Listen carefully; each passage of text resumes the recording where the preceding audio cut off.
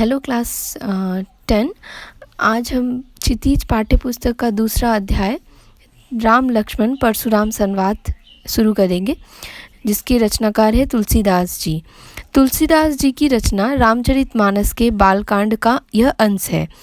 इस अंश में सीता स्वयंवर में रामचंद्र द्वारा शिव धनुष भंग किए जाने के पश्चात परशुराम का अत्यंत क्रोधावस्था में राजा जनक के दरबार में आने और राम लक्ष्मण के साथ हुए उनके संवाद अर्थात बातचीत की प्रस्तुत किया गया है। प्रस्तुत प्रसंग की विशेषता यह है कि लक्ष्मण के जो संवाद है उसमें हम देखेंगे वीर रस से वे भरे हुए हैं, और परशुराम के जो संवाद है उसमें हम देखेंगे क्रोध अभिव्यक्ति है। वे वहाँ हम रौद्र रस देख सकते हैं। तो हमने रस के बारे में पढ़ा है और इस तरह से हम यहाँ पे रसों को देख सकते हैं। और राम जी का जो कुछ संवाद यहाँ दिया गया है उसमें शांत रस है। गोस्वामी तुलसीदास जो है वे भक्ति काल के सगुण भक्ति धारा के कवि हैं। तुलसीदास जी मानव मूल्यों के उपासक कवि है। वे मानव मूल्यों की उपासना करते हैं और उन्होंने अपने गुरु नरहरि दास की कृपा से उन्हें राम भक्ति का मार्ग मिला। अपनी काव्य प्रतिभा के बल पर इसी मार्ग का अनुसरण करते हुए तुलसीदास जी ने अपनी लेखनी के द्वारा अपने आराध्य देव अर्थात मर्यादा पुरुषोत्तम श्री राम के माध्यम से उन्होंने नीति, स्नेह, शील, विनय, त्याग जैसे उदात्त आदर्शों को प्रतिष्ठित किया। उन्होंने मूलतः अवधि में रचनाएं की है, पर अवधि के साथ साथ ब्रजभाषा पर भी उनका समान अधिकार था। तो इस तरह से हम शुरू करेंगे राम लक्ष्मण परशुराम संवाद, जो कि तीनों के बीच हुए बातचीत का एक विस्तार वर्णन है। अभी हाल ही में हमने रामायण, जो पुरानी रामायण थी, उसे हमने फिर से देखा। तो उस समय भी हमने ये अंश देखा था सीता स्वयंवर का। तो हमने जो चीज़ें हम देखते हैं उसे हम ज़्यादा जल्दी अपने दिमाग पर ला सकते हैं, बिठा सकते हैं। तो ये जब हम पढ़ेंगे तो अगर आपने वो अंश देखा होगा तो आपको वो जल्दी समझ में आ जाएगा। राम लक्ष्मण संवाद के माध्यम से कवि ने हमें कुछ कहना चाहा है। कुछ इसके पीछे जो उद्देश्य है वह यह है कि हमें तीनों के संवादों के द्वारा उनके व्यक्तित्व का पता चलता है। जिस तरह से लक्ष्मण व्यंग्यपूर्ण बातें करते हैं और परशुराम क्रोधपूर्ण संवाद करते हैं, और राम उन दोनों से अलग शांत रूप से उनका उत्तर देता है। तो इस तरह से बताया गया कि हमें क्रोध नहीं करना चाहिए। जब हम अधिक क्रोध करते हैं तो उससे हमारी हानि होती है, हमें ही हानि पहुंचती है। और हमें जिस तरह से लक्ष्मण ने उपहास किया, व्यंग्य किया परशुराम जी पर, तो वैसे भी हमें नहीं करना चाहिए, बल्कि हमें राम ने जैसे शांत भाव से बातें करते हुए सब परिस्थिति को संभाला, उस तरह से हमें भी व्यवहार करना चाहिए। यह सीख हमें इस राम लक्ष्मण संवाद के माध्यम से प्राप्त होती है। पहला पद जिसमें कहा गया है, नाथ शंभु धनु भंज निहारा हो ही केऊ एक दास तुम्हारा। अर्थात जब परशुराम क्रोधित होकर सभा में आते हैं जनक के दरबार में, तो राम उनके आगे बढ़कर कहते हैं कि हे नाथ, भगवान शिव के धनुष को तोड़ने वाला कोई आपका एक दास ही होगा। आयसु काह कहिए किन मोही, सुनी रिसाई बोले मुनि कोही। अर्थात परशुराम जो क्रोधित थे, गुस्से में थे, उनको राम जी ने कहा कि आप कहिए, आपकी क्या आज्ञा है। सेवको सो जो करे सेवकाई, अरि करनी करी अरिय करिय लड़ाई। अर्थात वे उत्तर देते हैं राम को कि सेवक अगर होता तो वो तो सेवा का काम करता, इस तरह से शिव धनुष को भंग करके वह लड़ाई के लिए हमें ललकारता नहीं। सुनहु राम जेहि शिव धनु तोड़ा, सहज बाहु समसो रिपु मोड़ा। और वो कहते हैं, सुनो राम, जिसने भी शिव धनुष को तोड़ा है वह सहस्त्र बाहु मेरे लिए शत्रु के समान है। रिपु अर्थात शत्रु। जो बिलगाऊ बिहाई समाजा न त मारे जय ही सब राजा। वे कहते हैं कि इस सभा से वह जिसने शिव का धनुष तोड़ा है वह अपने आप को अलग कर ले, नहीं तो मैं सारे राजाओं का वध कर दूंगा। सुनी मुनि वचन लखन मुस्काने, बोले परशु धरहि अवमाने। इस तरह से परशुराम के वचनों को सुनकर लखन मुस्कुराते हैं और मुस्कुराते हुए वे एक तरह से परशुराम से व्यंग्य करते हुए वह उनकी अवमानना करते हुए वह कहते हैं, बहु धन हुई तोरी लड़काई, कबहू न असी रिस किन्ही गोसाई। और वो कहते हैं कि हमने तो बचपन में बहुत सारे धनुष तोड़े थे, पर कभी भी आपने इस तरह से रिस अर्थात गुस्सा नहीं किया था गोसाई। यही धनु पर ममता के ही हेतु, सुनी रिसाई कह भृंग कुल केतु। अर्थात इसी धनुष पर आपकी इतनी ममता क्यों, और इस तरह से आप इस धनुष के टूटने पर इतना क्रोधित क्यों हो रहे हैं। फिर परशुराम कहते हैं, रे नृप बालक काल बस बोलत तो ही न संभार। अर्थात वे कह रहे हैं कि नृप बालक राजा के पुत्र तुम मृत्यु के वश में हो, काल के वश में होने के कारण तुम इस तरह से बोल रहे हो, तुम संभल कर बोलो। धनु ही सम त्रिपुरारी धनु विदित सकल संसारा। इस शिव के धनुष को सभी पूरा संसार जानता है, और यह तुम्हारे बचपन के तोड़े गए धनुष के समान नहीं है, बल्कि इसकी महत्ता उससे कहीं ज़्यादा है। इस तरह से वे उत्तर देते हैं लखन के व्यंग्य भरी बातों का। दूसरा काव्यांश, लखन कहाँ हंसी हमरे जाना, सुनहु देव सब धनुष समाना। तो लखन हंसते हुए कहते हैं कि हमने तो यही जाना था अब तक कि सभी धनुष एक समान होते हैं। का छति लाभु जुन धनु तोड़े, देखा राम नयन के भोरे। और वे राम के नेत्रों की ओर देखकर वो कहते हैं कि इस धनुष के टूटने से लाभ या हानि क्या है। छुवट टूट रघुपति हूँ न दोसु, मुनि बिनु काज करिए कत रोसु। वो कहते हैं कि रघुपति राम जी के छूते ही यह टूट गया, तो इसमें राम जी का दोष क्या है, और आप तो बिना मतलब के ही गुस्सा किए जा रहे हैं। मुनि बिनु काज करिए कत रोसु का अर्थ गुस्सा करना। बोले चित्ते परसु की ओरा, रे सठ सुने ही सुभाव न मोरा। अर्थात फिर उत्तर देते हुए परशुराम जी कहते हैं कि अपने परसु अर्थात अपने फरसे की ओर, अस्त्र की ओर वे देखते हुए कहते हैं कि तुमने मेरा स्वभाव नहीं सुना है, मैं कितना क्रोधी और कितना गुस्से वाला व्यक्ति हूँ। बालको बोली बधो नहीं तो ही, केवल मुनि जर जानही मोही। मैंने तो तुम्हें बालक समझकर अभी तक छोड़ दिया था, और केवल मुनि जड़ जो है मुनि लोग हैं, जो मुनि है वे ही मेरे बारे में जानते हैं। बाल ब्रह्मचारी अति कोही, मैं बाल ब्रह्मचारी और अत्यंत क्रोधी व्यक्ति हूँ।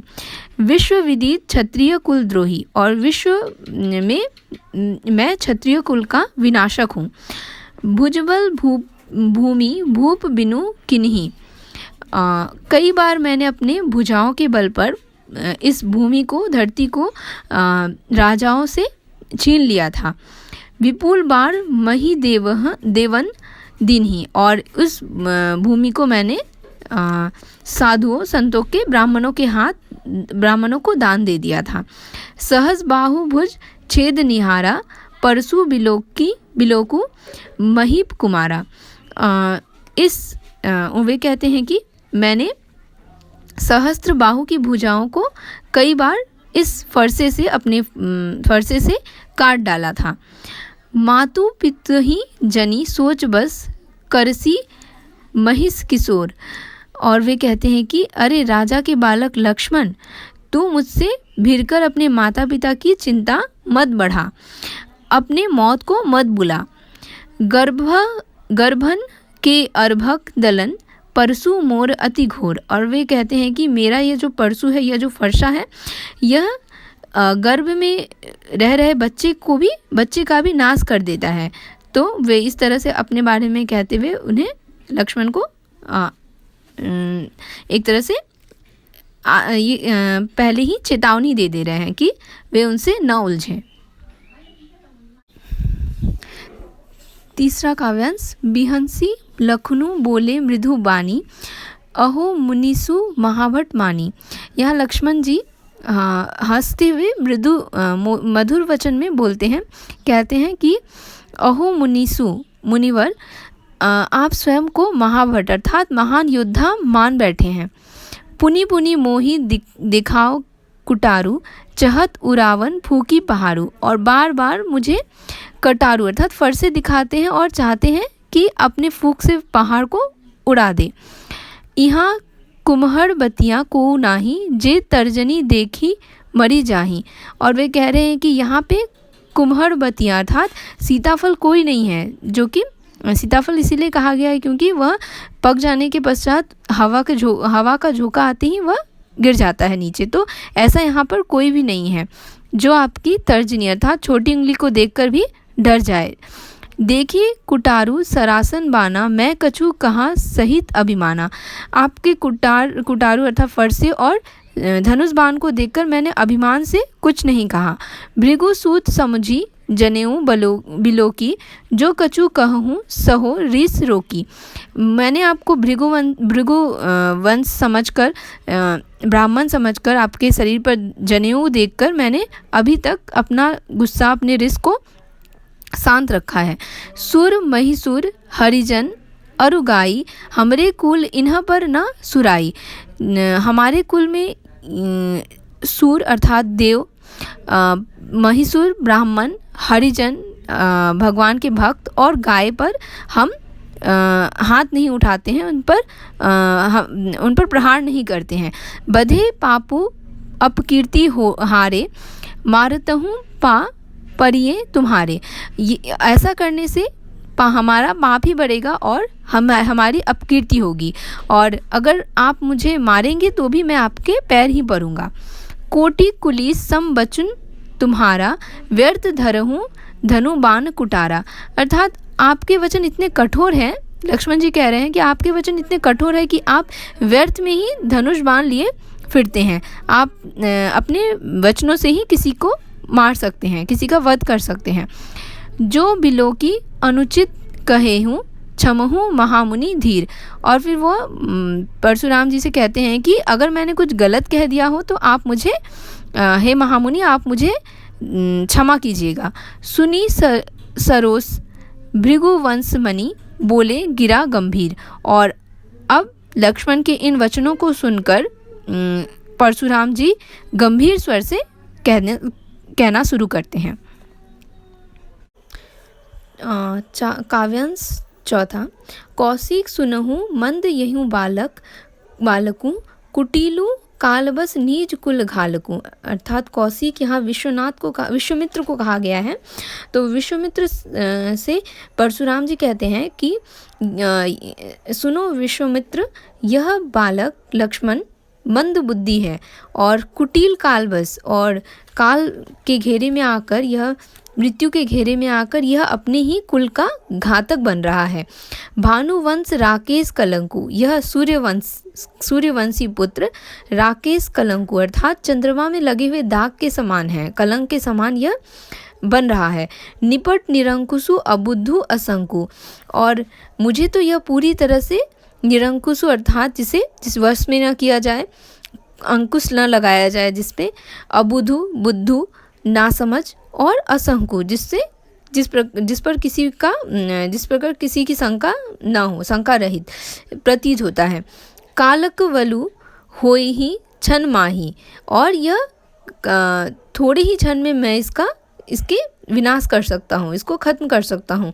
कहो पुकारी खोरी मोही नाही, और उसके पश्चात आप मुझे कहिएगा मत कि मैंने आपको कहा नहीं। तुम हट कहूँ जो चाहूँ उबारा, अगर तुम चाहते हो कि ऐसा ना हो, मैं उसे ना मारूं, तो कही प्रतापु भलु रोसु हमारा, और तो तुम इसे मेरे प्रताप के विषय में, मेरे बल के विषय में और मेरे गुस्से के विषय में कहो। लखन कहे हूँ मुनि सुजसु तुम्हारा, तुम ही अक्षत को बरने पारा। और लखन कहने लगते हैं इस पर ही कि हे मुनि, आप तो अपने विषय में स्वयं ही कह रहे हैं, तुम्हारे आपके विषय में आपसे ज़्यादा कौन कह सकता है भला। अपने मुँह तुम्ह आपनी करनी, बार अनेक भांति बहुबरनी। आपने तो अपने मुँह से अपनी बड़ाई अनेकों बार की है और किए जा रहे हैं। नहीं संतोषु तब पुनि कछु कहूँ। अगर आपको संतोष नहीं हुआ है तो और भी कुछ कहना है तो आप कह लीजिए अपने बारे में। जनी रीस रोकी दुसह दुख सहूँ। इस तरह से आप न कहकर अपने दुख को न बढ़ाएं और गुस्सा न करें। वीर व्रती तुम्ह धीर अछोभा, गाड़ी देत न पावहूँ शोभा। इस तरह से वीर व्रतधारी धैर्यशील होकर आप गाली देते हुए आपको शोभा नहीं देता। सूर समर करनी करही, कही न जनावही आपू।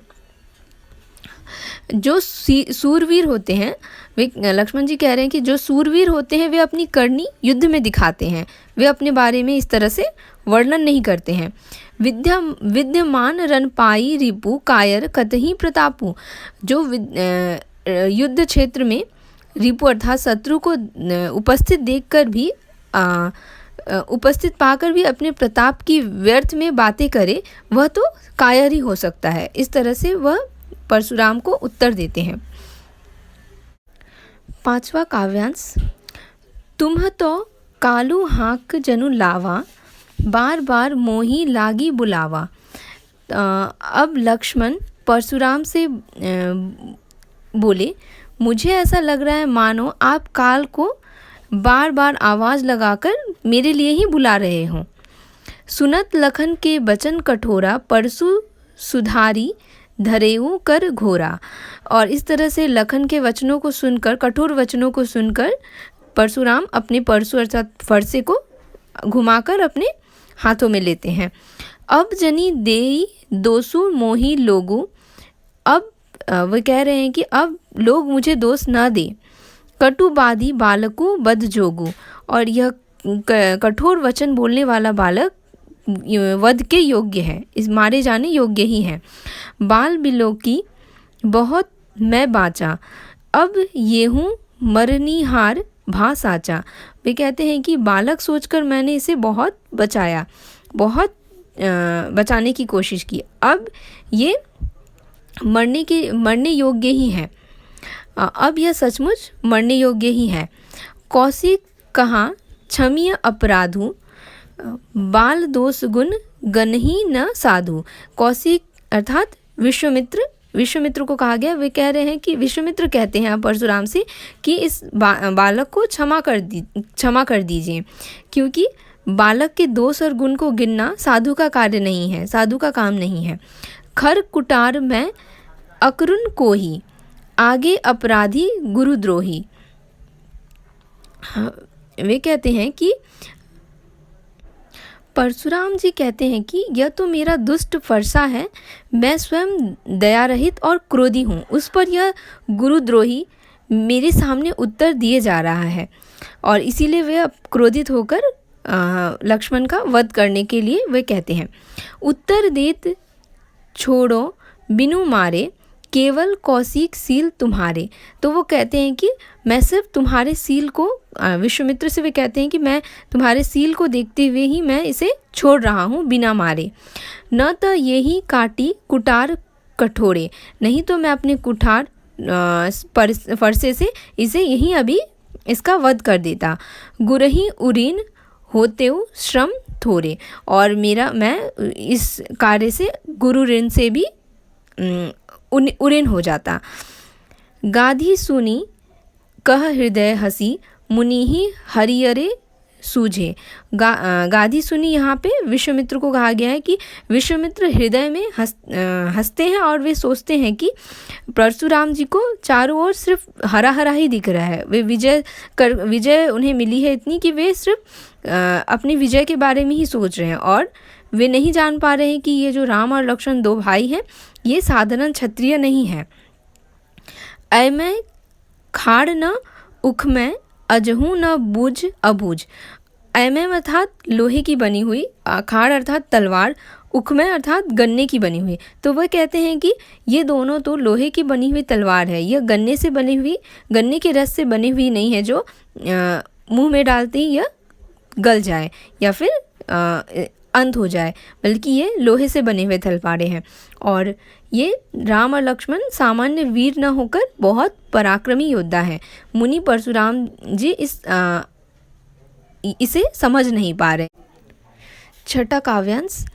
कहे हूँ लखन मुनि सीलु तुम्हारा, को नहीं जान विदित संसारा। लखन जी परशुराम जी से कहते हैं कि आपके सील के बारे में किसे नहीं पता, सारा विश्व इससे विदित है, इसे जानता है। माता पिता ही उरीन भय नीके, आप तो माता पिता के ऋण से अच्छी तरह से मुक्त हो गए। गुरु ऋण रहा सोचू बर जी के, आप अब केवल गुरु का ऋण शेष रह गया है, जिसका आपके जी पर बड़ा बोझ है। सो जनू हमरे ही माथे काड़ा, शायद यह ऋण हमारे ही माथे पर था। दिन चली गए ब्याज बढ़ बाड़ा, और बहुत दिन बीत गए हैं, इस पर ब्याज भी बहुत चढ़ गया होगा। अब आनिया व्यवहारियाँ बोली, तुरंत देऊ मैं थैली खोली। और अब आप एक कोई हिसाब लगाने वाले किसी को बुला लीजिए और मैं अभी अपनी झोली खोलकर आपको इस ऋण से भी मुक्त कर देता हूँ। इस तरह से लक्ष्मण जी परशुराम से व्यंग्य करने लगते हैं। और सुनी कटु वचन कुटार सुधारा, हाय हाय सब सभा पुकारा। और इस तरह से कठोर वचनों को सुनकर परशुराम अपने फरसे को घुमाते हैं और इससे डर से पूरी सभा जो थी वो हाय हाय पुकारने लगती है। भृगुबर परशु देखा बहु मोही, विप्र बिचारी बचो नृपद्रोही। लक्ष्मण परशुराम जी से कहते हैं कि हे भृग श्रेष्ठ, आप मुझे फरसा दिखा रहे हैं, पर हे राजाओं के शत्रु, मैं ब्राह्मण समझकर आपको बचा रहा हूँ।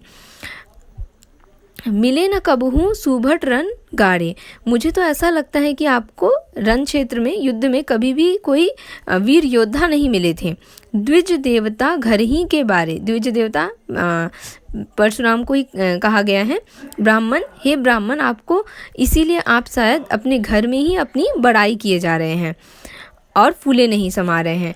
अनुचित कही सबु लोगु पुकारे। और जब लक्ष्मण इस तरह से तर्क करने लगते हैं परशुराम जी से, तो सारी सभा के लोग पुकारने लगते हैं कि यह अनुचित है, यह अनुचित है। रघुपति शयन ही लखनु निवारे। और श्री राम जी लक्ष्मण को आंखों से इशारों से वे उन्हें रोक देते हैं। लखन उत्तर आहुति सरीस भृगुबर कोपु कृषाणु। और लक्ष्मण के जो उत्तर थे, अभी तक जो वे संवाद कर रहे थे परशुराम जी से, वे सभी परशुराम जी की क्रोधाग्नि में आहुति का काम कर रहे थे। ऐसा लग रहा था वे उनके क्रोध को और बढ़ा रहे हों। भरत देखी जलसम बचन बोले कुलु रघुकुल भानु। और इस तरह से बढ़ते हुए अग्नि क्रोध को देखकर लक्ष्मण की संवाद के विपरीत राम जी जल के समान शांत वचनों का प्रयोग करते हुए परशुराम जी से लक्ष्मण को क्षमा करने की विनती करने लगते हैं। इस तरह यहाँ यह संवाद समाप्त होता है। जितना हमें यहाँ जितने हमें यहाँ 6 काव्यांश पढ़ने थे वो यहाँ समाप्त होते हैं। तो आप सभी को इस जो काव्यांश मैंने अभी पढ़ाया, अभी तक 6 काव्यांश, इन सभी का आपको अर्थ लिखना है अपनी कॉपी में।